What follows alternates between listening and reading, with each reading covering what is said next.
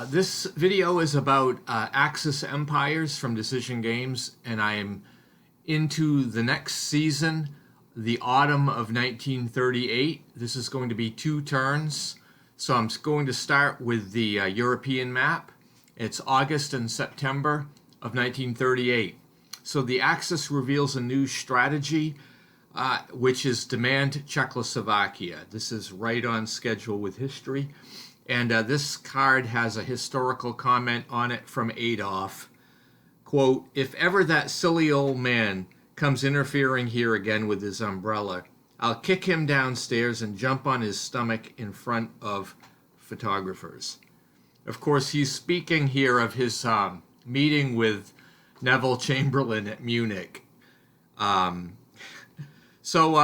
This card allows Germany to build some panzers and mobilize 2 more infantry units. The 1 Panzer Corps is also added to the delay box, and 2 infantry are deployed directly to the map. And then on the card I have the ceded land table, so Germany's going to roll on that, and just as quickly Czechoslovakia falls. So I think this happened very quickly, and you can see in the picture now that I've got German units now occupying Prague. The Western Allies play a new strategy. They complete the Maginot Line, and there's also historical commentary on this card from Leon Blum on the Munich Agreement, where he said, "I'm divided between a feeling of shame and cowardly relief." So I guess that was an honest expression from Blum. So what happens with this card, the Maginot Line? The Allies add the 3 Maginot Line fortress units directly into their force pool, and then 3 French infantry are deployed on the map, and I'm deploy these units where the Maginot Line will appear. They're going to convert next turn, and this Maginot Line will be completed along the Franco-German border, just like happened historically. And then the Soviet Union's new strategy is Russian rearmament.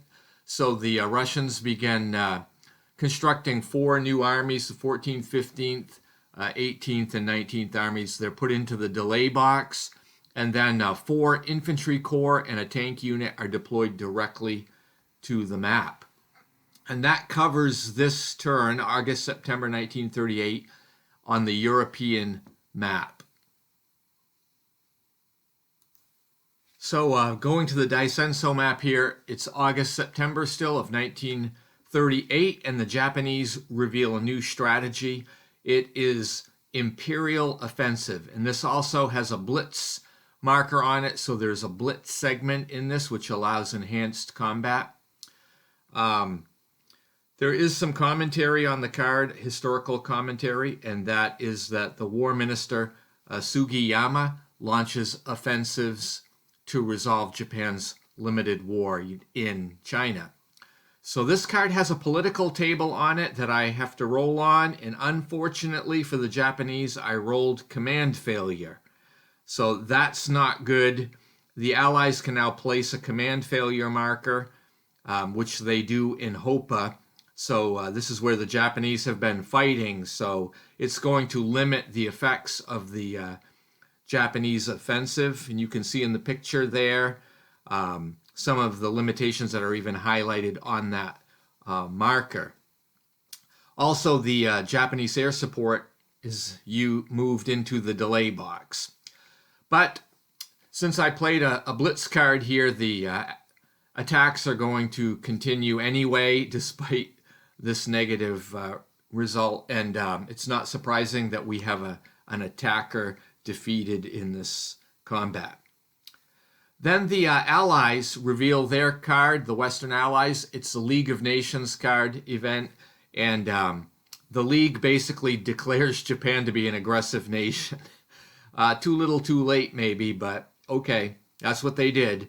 And there's not really much activity with this card, but the Chinese nationalists do continue to build up their forces a little bit. And then the Soviets use another card, rearmament policy. So the Russia raises some troops in the Far East. A couple of armies begin mobilization.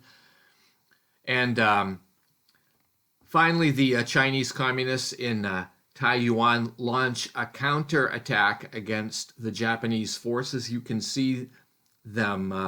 The communist units are in the olive green, and the one with the number 13 launches an attack against the Japanese unit. And the Japanese have been weakened somewhat by the command failure marker. So in this case, both sides suffer losses, and the Japanese forces end up having to retreat. That brings the August-September 1938 turn to an end. So we're going to continue to the next turn, which would be September-October of 1938, and we're going to go back to the European map. So the Axis strategy on the European map continues to be demand Czechoslovakia. Czechoslovakia has already fallen, so there's really not much to do, but the Germans are ahead of schedule as far as getting Czechoslovakia. Excuse me. Then France is still using the Maginot Line fortifications, and so they can now convert those 3 core units into Maginot Line. You can see them in the picture here. They're fairly strong defensive units, but they are immobile and they have no offensive ability. But they are a useful thing, and probably this strategy should be played as I've done here. But there's no major actions on the part of the Western Allies. And then the Soviet Union continues with their rearmament strategy. They're not really doing much except maneuvering their forces in the European map within the borders of their country. But that brings the September-October 1938 turn to an end on the European map. So now let's go take a look on the Daisenso map. It's September and October of 1938. And so the Japanese still have the Imperial Offensive card. There's a political table on that card that they have to roll on. And this time they come up with conflicting plans, which is a no result.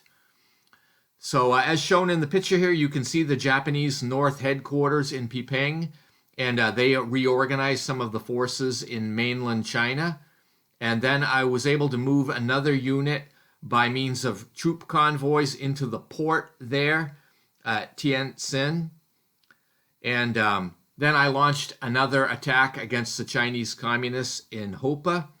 And the Second Army, which is the Japanese army there, and you can see it's supported with an air unit, is leading the way and against the communist Chinese in the city there in Hopa. Both sides suffer heavy losses. Nobody retreats. They just stay in position just north of the Yellow River, and that brings that battle to a close. The Western Allies are still using their League of Nations cards. Nothing happens from this, but they are encouraged that the Chinese communists are holding the city of Taiyuan against that Japanese attack. And then the Soviets and the Mongols are quiet, using their rearmament card. And that brings the autumn season to a close with September and October of 1938. Thank you for watching, and stay tuned as we go into the November 1938 turn into February of 1939. Have a great day.